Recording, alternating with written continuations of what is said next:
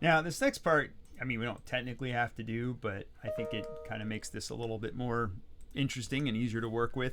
We're going to create a little shell script that just shows us the weather, right? By looking at that file that we created. It's going to be, one of the world's simplest shell scripts because all it really has to do is output whatever's in that little weather file, right? So that's all we need to output. We're just going to cat whatever's in weather.txt.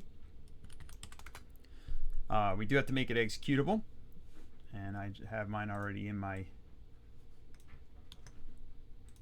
clipboard, so I can just paste it in here. All right, so now if I just type wttr, I'm going to get whatever the latest weather report is. Now, in theory, I probably could add like a date time that outputs with this as well, maybe the date time of the file. That way I know it's current, right, or if the service stopped.